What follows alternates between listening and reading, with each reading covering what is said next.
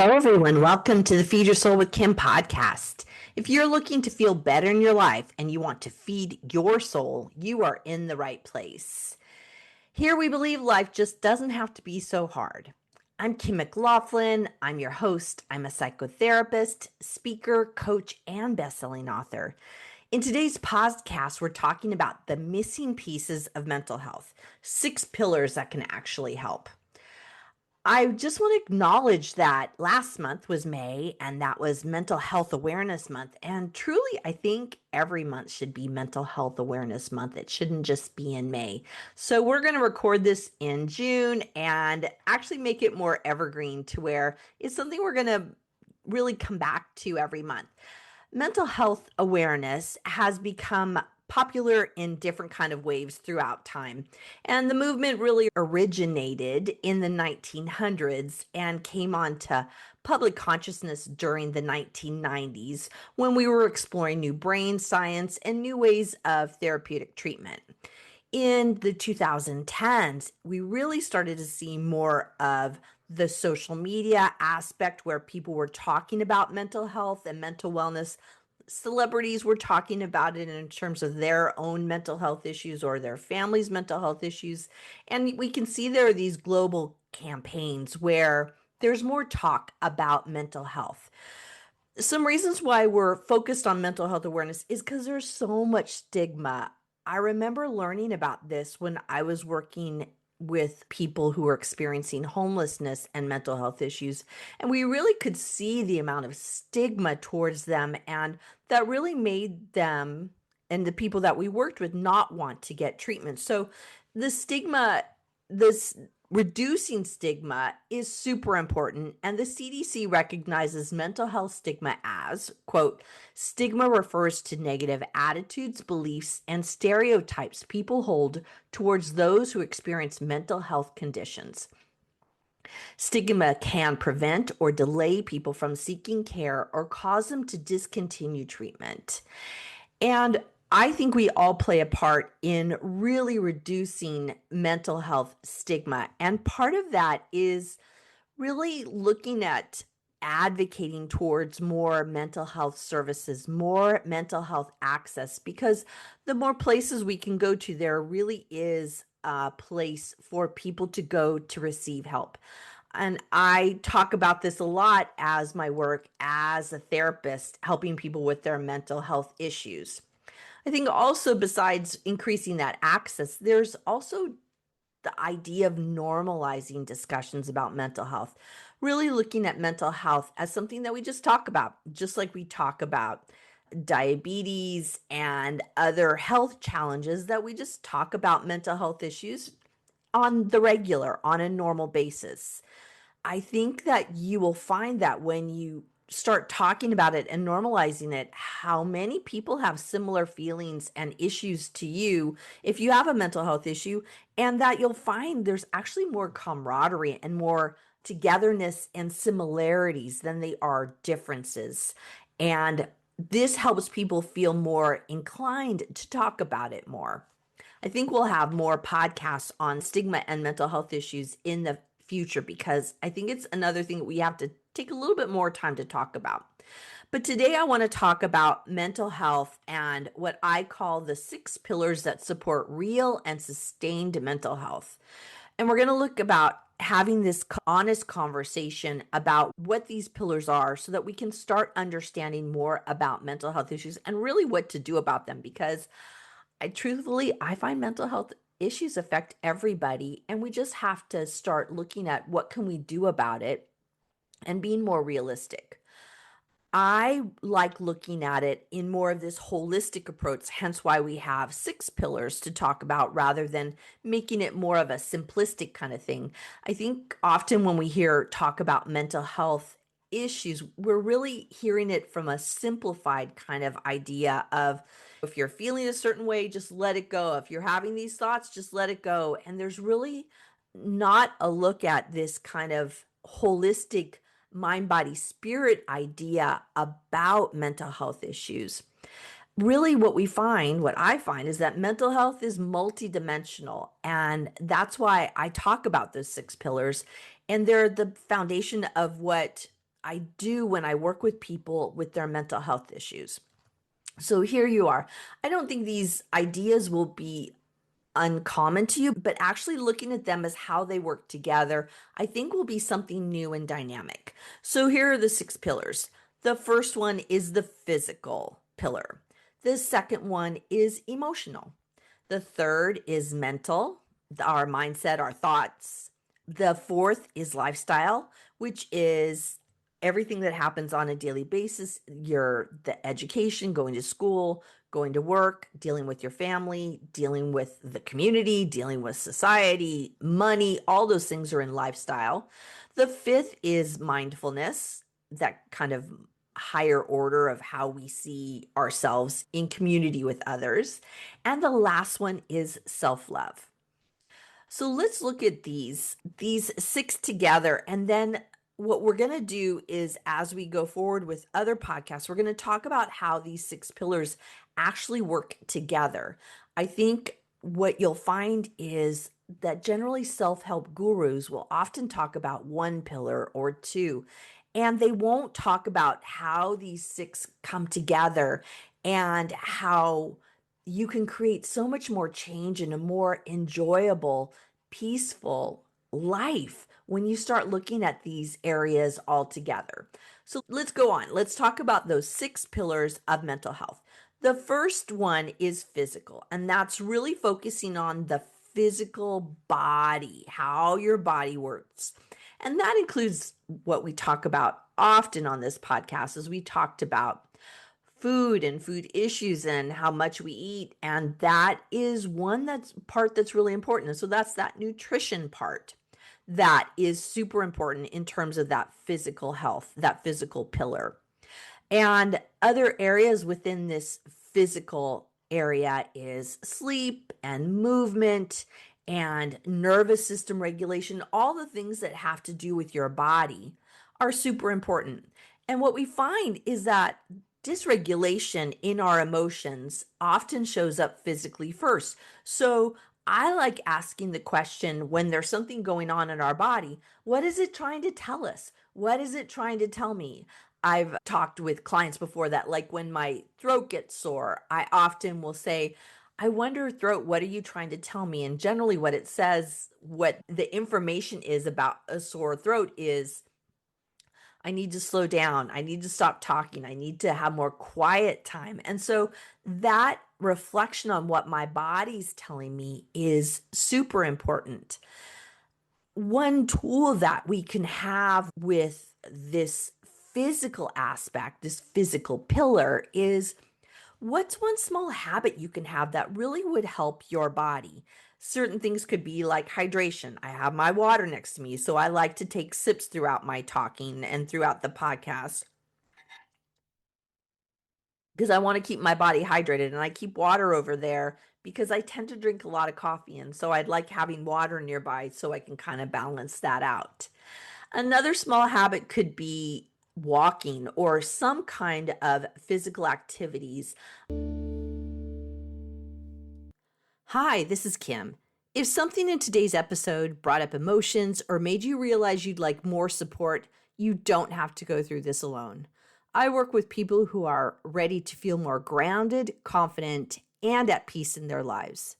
You can schedule a free 15-minute consultation and learn more about therapy and me at feedyoursoultherapy.com. I talk a lot about the idea that we're in a physical body. And when we're in a physical body, we have to do things to keep our body going and keep in movement. This is really important. Once again, I talk to people all the time that have overeating, binge eating, eating disorders as issues. And one of the things that plays out with those kind of issues, those kind of mental health issues, is that there is a lack or desire to want to be physical because your body feels so out of balance. And I encourage you to look at, what's one small thing I can do physically today? Can I take a walk? Can I go up and down stairs? Can I do some squats? What is it physically I can do to take care of my body? Other tools we can use is having a consistent sleep time and really focusing on making sleep a priority. And lastly, foods that nourish your body, foods that feel good in your body and give you energy to do the things that you need to do. So when we're talking about that physical component, start considering what's one tool, what's one idea I can have that I could start doing to make some kind of difference. I always like the idea at the end of our podcast is to have a doable. What are you going to do differently? And what I like about talking about these 6 pillars is pick a doable, pick one area and focus on it. Just do one tool connected to it.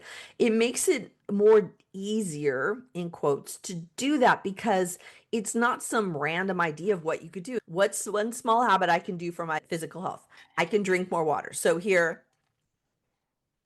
I'm drinking water. I've done that. And so that keeps me going in terms of the practicing of keeping my mental health alive. And truly, our physical component is part of our mental health. Hear that one again. Our physical body is part of our mental health. So, really see how you can do something to bring in that idea of checking in on that physical pillar. The next one is emotional health. And that's that emotional pillar where we lean into what we're feeling. Truthfully, having feelings is not a problem. What the problem ends up being is what do we do about them? How do we recognize them? How do we not act out when they're going on? We might be suppressing them and pushing them down so that we don't have or not allowing those feelings to come out. It can be normal to feel discomfort with emotions. You might feel like you want to suppress them, like you say, I'm having this feeling, I want to push it down, I want to push it down. And what I'm hoping we can lean into is having more emotional awareness, where we start wondering, what is this emotion? What's going on inside myself? I think it can be very helpful to start wondering what we're feeling. I've been working more with my clients around the feeling in their body and then asking what that feeling in their body, what emotion is that? What's that emotion attached to it? We can have a tightness in our chest and it can be, that means anxiety. For me, also, I get a tightness in my jaw, and that can mean I'm feeling anxiety. Then I can start recognizing, oh, there's this body sensation. Oh, there's this feeling. What can I start doing with that? Because we're starting to recognize, we're starting to have that awareness and not having suppression. I encourage you to start wondering and sitting with feelings. And I invite clients to start naming their feelings and being curious about them. Being curious about, what does this feeling mean for me? One tool I like to use around feelings is I like to use journaling, and I like to write about what's going on inside my body, what's going on inside my head, what emotions are coming out, so I can start recognizing what it's about and I can start leaning into it rather than suppressing it and leaning away from it. One tool besides the journaling is focusing on naming the feeling and wondering what it might mean. So the feeling could be, I'd like to go through really simple feelings like happy, sad, mad, frustrated, lonely, bored, anxious, fearful. Those are 8 words that are pretty common that we could come up and wonder if any of those are the feelings we're having. And I encourage you to start naming the feelings, wondering what that feeling is, and locate where you feel it in the body and just allow yourself to be with it. Allow yourself to experience that feeling. What happens is we often try and push it away, suppress it, tap it down. And what I find is that the more we do that, the more we end up overcompensating with that feeling and it shows up magnified. If you're mad at somebody and you don't recognize it, you don't notice it in your body, you don't notice that you're having this feeling, and you don't allow it to be in yourself and you just react. What I find is that when we're angry, we can blast people and be really angry and say things we don't mean and have to really go into backtracking, because when we're angry, we don't generally make the clearest representation about what's going on and what might be leading to that anger. I encourage you to start recognizing the feeling, naming it, noticing it in your body, and just allow it to be. It will dissipate. If you just allow yourself to settle in with it, it will dissipate and not necessarily go away, but it will lessen if we can just sit with it. And this is where all these other pillars can help you do that when you're having feelings, is you can also use these other pillars to help you lean into it and not overreact. That is a true way of using these pillars. The third pillar that I talk about is the mental pillar. And this is the thought patterns, the thoughts that lead you really astray, and the thoughts, the things in your head that tell you things that generally are not true. We tend to believe those thoughts. We tend to believe what our mind is thinking. And more often than not, they're not true. We have inner critics that talk to us. We have the overthinking. We have old patterns, old stereotypes, old records in our head, old stories. And then those show up in terms of our behavior because we're not being more critical or looking at what those thoughts might really be about. You don't have to act on every thought that you have. And you don't have to believe every thought that you have. I tell my clients, I said, you make these thoughts up and you can unmake them up. And I find it helpful to ask the question, is this true? Is this true? Is this thought that I'm having right now is true? Is it true? Or is it something that I'm thinking might happen in the future, or I'm wondering if it happens? But is this thought based on truth? That is a super important question. What do you know to be true right now? Is this truth? I then find that once we lean into that, we can start pulling out of being overreactionary because of this thought. We start then wondering, is that the truth? It might be the truth in the future, but it's not right now. It might have been true in the past, but it's not right now. So really looking at acknowledging and wondering what those thoughts mean. It's really about not pushing them down, but just wondering about them. And I think that's the point of being calm with the thoughts and not getting into allowing them to overtake us. Really important. And that's one thing I love to do. Is this the truth? Is one tool that I love to use to help me when my thoughts get really out of control and out of hand.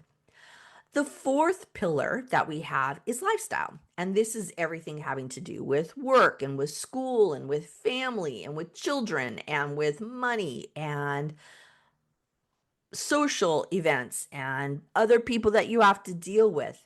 It's all the life and all the things that really can drain our mental health and really can be opportunities for us to wonder, is this something I want to do? Is this something I want to be a part of? Is this a person I want to be with?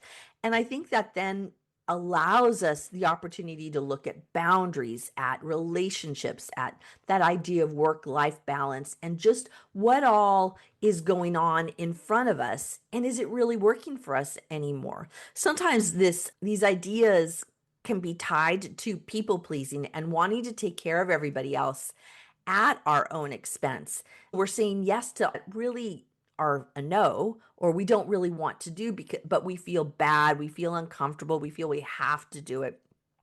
So we do these things anyway. And I want to wonder is, where in your life are you saying yes where you should say no?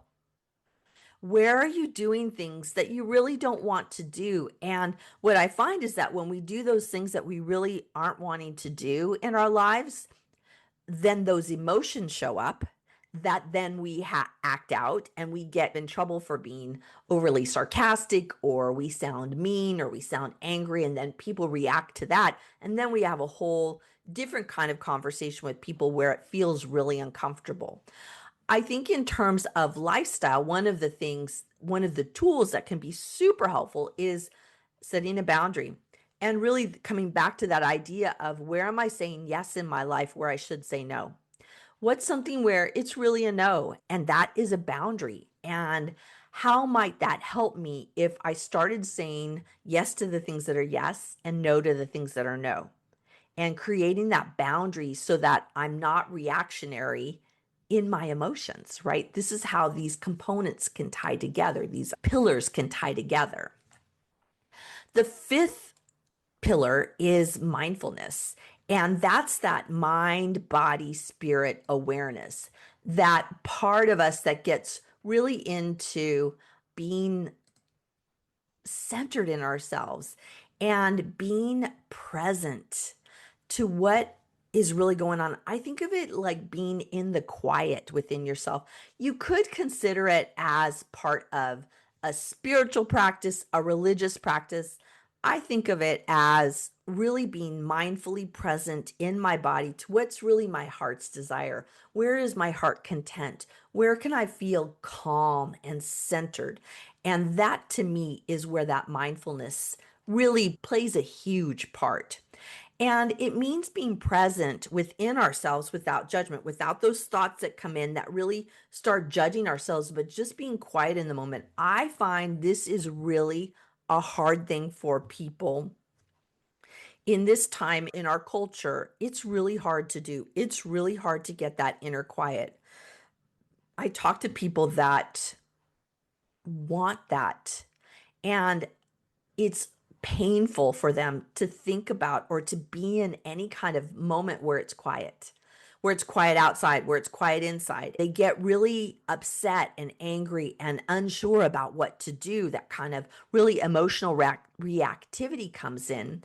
And it's hard to figure out, how do we get that more clearing of our mind without having all those thoughts and feelings invading us. So I just want to wonder with you about how often are you mindfully present within yourself throughout the day?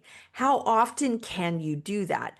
I think there's always more room for improvement. I do it more often today than I did a year ago, more than I did 5 or 10 years ago. And I find I can get more of that peaceful, regulated feeling inside of myself, but it's taken lots of years of really practicing on a daily basis. So really wonder to yourself, how often do I do it? And really being honest if it's really happening. Are you really able to get quiet? A couple of things I like to do. One I wanted to bring up today is I learned this tool when I was learning about positive intelligence. I learned about how grounding and centering it is to wash your hands. Wash your hands with cool water, with a soap that feels really good. And just experiencing yourself washing your hands is so grounding and so much of an opportunity to be present in your body. I encourage you to try it because it works really well. And you can get extra points by then after you wash your hands. It's really cool, and dry them off and feel yourself doing that and then putting lotion on that you love, the smell that you love. You're engaging your senses, but also it's a very grounding, mindful way to be in your body. I know it sounds so simplistic. It works. It's a big takeaway from me about how to become more mindful is to wash my hands with lovely smelling soap and cool water and just feel what that feels like, and feel your hands and just center yourself on your hands and how that feels. That I hope is a big takeaway for some of you to try that as something to be more mindful with. The last pillar that I talk about in terms of our mental health and mental wellness is self-love. I think your relationship with yourself sets the tone for everything else. And I talk about how I put this as the sixth pillar, even though I think it should be number one. And I put it as six because people generally don't believe me. When they first start working with me, they don't believe that self-love should be the most important thing. But it is. It should be the one that we focus on the most. I remember I had a person that I worked with a long time ago who, whenever they were struggling, and I'd look at them and they'd say, I know, Kim, I know, I need to practice more self love. And it's like, yeah, there is a huge lack of self love. And self love does not mean having a bubble bath or having a pedicure or going to get your nails done. I think that's where we tend to get very superficial about what self love means. Yes, it's loving to do those things, to have a bubble bath, to have a pedicure, but it's not what I'm talking about in terms of really internalizing self love and this loving of yourself. It's really the difference between increasing your self compassion, increasing how you talk to yourself and be compassionate with yourself rather than focusing on self-criticism. We all in this culture, we lean into self-criticism. We actually think it's important. We think it's important to be self-critical because that then makes us more alive, more aware, more in touch, more valuable. And we actually think that self-criticism makes it so that we do better in our jobs, with our families, in our communication. And I'm here to tell you the opposite. The opposite is true. Self compassion and self love are the biggest keys to you making changes in your life because you're coming through it. You're coming from a attitude of thankfulness and joyfulness and love. When we're critical of ourselves, we tend to get more angry. We tend to blame others. We tend to be sarcastic and mean and do things and say things that we really don't mean if we were in our really loving self. One way to start looking at this is, how would you talk to somebody you love about whatever the issue is that you're criticizing yourself on? What would you say to them? And I know 100% of the people will tell me that they would talk compassionately to that person, that they would be kind to them, but they're not kind to themselves when they do the same, have the same issue going on. I think this is a key component, and it really dovetails into all the other pillars and what will be so helpful to increase our mental health and to increase our mental wellness. So I think that's a great tool, is that when you're getting critical of yourself, to imagine yourself talking to yourself as you were a younger child. And what would you say to them if they were having this struggle that you're having right now? What would you say to them? I have this thing where I talk about there, I put a hand on the back of myself and say, oh, hun, it's okay. You're going to be okay. And to really have that compassion, because that leads to a change in behavior. It leans into more of an attitude of gratitude, where then our behavior more reflects how we want it to reflect. And it's more enlivening in our relationships. Oh, that's a lot. That was 6 pillars. That's a lot of information, and they're all interconnected. They're not separate silos. So, what we want to do is just start working on them and start wondering, which do I need to come at first? You need all of them in balance, but we can't do it all at once. So, let's just start with something that is concerning for you. Let's say you're having negative thinking, and that leads to a strained relationship. It's like, let's then think about, what are those thoughts I'm having, and are they true, and are they real, and what is the truth about this situation? To start really toning down those negative thoughts, so that then when we enter into that communication, we're entering into it in a different way. So looking at how these pillars interact with each other can be super beneficial. Really, I want to challenge you to recognize that you can't fix everything all at once. And we come at this, all these self-help ideas, back to those self-help gurus, that if you just do this one thing, you're going to fix everything in your life. And it's just not true. So I encourage you to start just picking one aspect. What happens is, when our mind says, if I just do this one thing over and over again, I'll be successful and everything will be fine and I'll create this life that I want. And that's that part of your mind that keeps you stuck. that wants you to just stay stuck in the same routine over and over again, expecting a different result. So let's lean into some things that can help us move beyond that stuck point. And that can be choosing one of the pillars to focus on during the week. What's something you can do differently this week? What can you do literally once we end this podcast? Once we end this podcast, what can you do? So let's talk about some ideas. And I really encourage you to pick one. I encourage you to pick one, and I encourage you to write it down in the notes, as in the comments section of the podcast. Or if you're watching on YouTube, write it in the comments on YouTube. I want to hear what you're thinking, what you're going to do, what you've done, because this encourages all of us to step up and try something different. So in terms of the first pillar, a physical one, take a walk. One time outside. Go take a walk around the block. Go get outside for a little bit and take some fresh air. Another thing you can do is drink a little bit of water. I've been doing that throughout the show, so I'm actually practicing it right now. That helps our physical body stay hydrated, which helps us feel more enlivened and give us the energy to do the things we need to do. The third thing you could do for the physical component is go to bed at a regular bedtime. Lots of studies have shown us that getting to bed on time is very important and very critical to having better mental health during the day. Also, it increases physical health throughout the day. It also increases our mindset. It helps us get more things done. So many good reasons why we should get to bed on a regular time every day. In terms of the emotional pillar, start naming feelings. Name them and just give a name to them. I'm feeling uncomfortable. I'm feeling sad. I'm feeling overwhelmed. And just name them.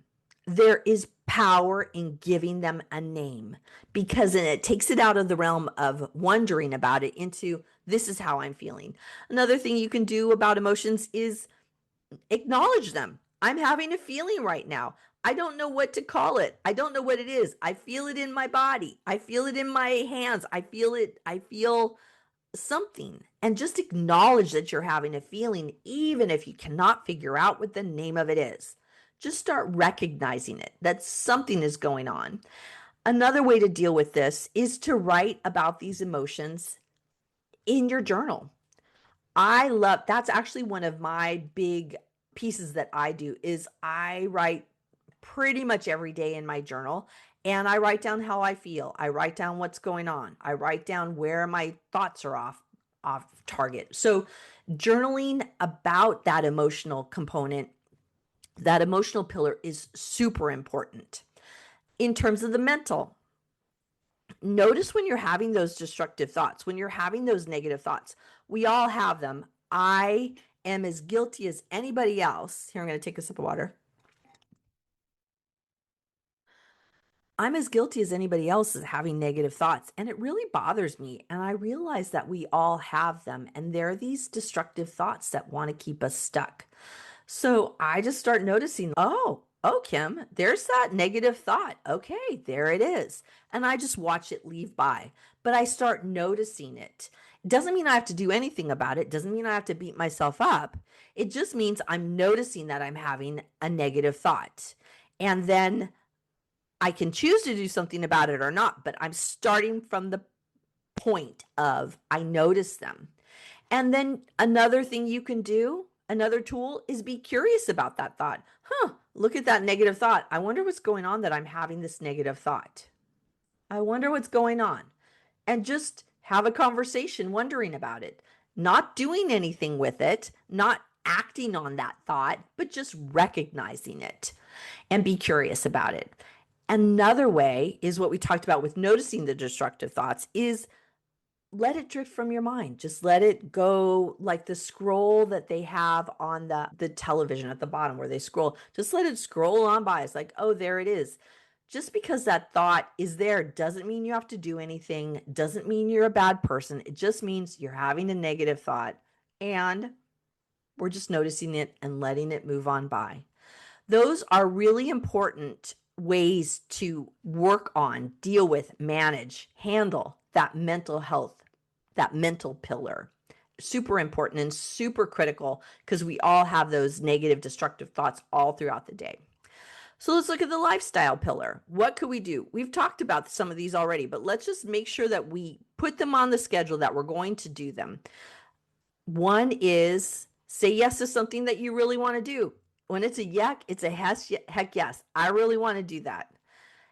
And if it's a no, say no to something that you don't want to do. That actually is the harder part, is saying no when it's something you really don't want to do. I have a hard time with that. And sometimes what I'll start doing is I'm not sure. And then I can go away and think about, is this a heck yes or is it a heck no? If it's not a heck yes, then I'm saying it's a no until it's a yes. So those are some ways that I like to handle that, because I say yes to way too many things, to more things than I should. And I end up not being happy in a situation because I think I'm supposed to say yes, when sometimes I need to say no. And I need to say no for my mental health. Another tool for that lifestyle pillar is plan a fun activity. Like, when have you last had fun? When did you last enjoy yourself? I have been leaning into a bike. I bought a bike. What was it, 2 weeks ago? Oh my gosh. I used to love riding bikes when I was a kid. I loved it. Rode all over the neighborhood all day, nighttime, loved it. And then now we have a bike that I had an old bike that the tire was flat. It didn't work well. I didn't like it. Ugh. And I finally said, I want a new bike. I want to ride bikes again. And I went out and got a bike. Oh my gosh, I love it. It is so much fun. Last night we actually went out bike riding at sunset. Oh, so much fun. Got to ride around the neighborhood, go see different parts of the neighborhood. I really enjoyed it. So, what is your idea of fun? And how can you make that happen for you as that lifestyle pillar to increase your mental health? In terms of mindfulness, some of the things I like to do, some tools I have, is take a 6-second deep breath, or whatever, 4 seconds, 5 seconds, whatever it is. Breathe in for 6 seconds, hold for 6 seconds, and then release for 6 seconds. It's really this mindful way of regulating your body. Your body will calm down with that kind of a in breath for 6 seconds, hold for 6, release for 6, then in for 6, hold for 6, release for 6. It really calms your body in a way that's very powerful. And I find this is something that I do irregularly. And every time I do it, it feels really good and I calm down. My body calms down, my emotions calm down, and my mind calms down. All those other 3 pillars calm down. So this is really a super big win if you practice it. Another area of mindfulness that I like is I have essential oils right in front. If you're on YouTube and you can see this, I have some doTERRA essential oils just right here in front of my screen here. And I love to put them on and I love to smell them. I'm actually going to do that right now because it makes me feel, oh my gosh, that's so good. It makes me feel grounded. It makes me feel grounded in a way that many other things don't. I love smells. And when I put it on my hand, when I put it on my wrist, when I put it on my neck, I can smell it throughout the day at various times. And it just takes me down a notch and calms me down. It always works. It's really good. So that's another tool for mindfulness. A third tool for mindfulness I already talked to you about is washing your hands with soap, putting your hands under water, putting soap on your hands, feeling the water on your skin, feeling the soap on your skin, moving the soap around your skin, washing it off. It is a powerful, mindful practice that we could do multiple times throughout the day. I actually sometimes come in from outside and go wash my hands just to have that grounding aspect so that I get more present in my body. It calms my emotions, it calms my mind, and I feel more present within my body. Those are some huge big wins for mindfulness tools. Lastly, let's talk about self-love.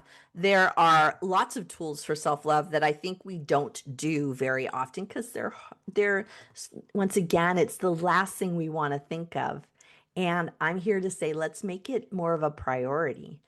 A tool for that self-love pillar is choosing positive affirmations. What's something positive you can say that really helps you calm down into yourself and be more present with that loving, heart-filled side of you? One of them I like that I really do use myself is I am here. I am here. I am here in my heart. I am present. I am here. And that is an affirmation that is really important to me. And it has a lot of impact on me from things that have happened before. And I love that one. So find a positive affirmation that fits for you. Another one is doing just kind of holding your heart. If you can see me, if you're on YouTube, you see me putting my hands on my heart. Just putting your hands on that heart space and just being present to that is this self-love. It tells your body, it tells your mind, I am in a self-loving component. I don't know, I can't think of a good word. I am self-love. I am body self-love right now. And it helps you get really centered in that heart space. And the last one I think of that I find very hard, and actually my yoga teacher, my Sunday morning yoga teacher, always has this every week, is she has us tell ourselves, I love you. She says that every week we tell ourselves, I love you. And that can be a hard one to do. I know that there are some people that will do it saying, you should say, I love you in the mirror. I find that's kind of hard. And I love that my yoga instructor includes it in our yoga practice. So I'm going to just encourage you. Tell yourself, I love you. You even could put your hands on your heart and say, I love you. I love you. And that can be a way of really centering into that idea of self-love. And that then will once again calm down any emotion, anything that feels like it's in crisis, any thoughts that are feeling out of control. It really does help you feel more centered, and also in that mindfulness way that it really works. Engaging in these pillars, in these practices with these pillars, is an opportunity to focus on yourself through this lens of curiosity. What might be one tool I might do? One little tool. I'm going to say I love you to myself. I'm going to put my hand on my heart, and just be curious. Release out the judgment of this is crazy, this is stupid, but just lean into that curiosity and just see how it can go for you. Because in the end, mental health is ongoing. It's not something you arrive at and you're done. You've reached your destination. It is never like that. It's an ongoing process. It's an ongoing journey and way of being that I like to dig more into day by day. So mental health is ongoing. Mental wellness is ongoing. And it takes courage to look at that inner world, to look at what's going on inside your body, what's going on in your emotions, in your thoughts, in your lifestyle, in your mindfulness, in that quiet space, and in your heart. It takes courage to do all of that, to examine that inner world. And I believe you can do it. I know that small and consistent care and creating opportunities can create meaningful change over time. I know that happens. I see it on a daily basis with all the people I work with, friends that I have that do this, with myself. I am a changed, different person by practicing all of these pillars. It works. And let's just do it one little piece, one little tool at a time. So I encourage you, take one tool today and just try it at the end of this podcast and see how it goes, and let me know what you experience. I am excited to have talked about these mental health pillars with you all. I encourage you to lean into them and really explore what they mean for you and what you can do to increase your mental health and mental wellness. This is Kim McLaughlin. I'm from Feed Your Soul with Kim podcast. I look forward to talking with you all next time. Goodbye and have a great rest of the day.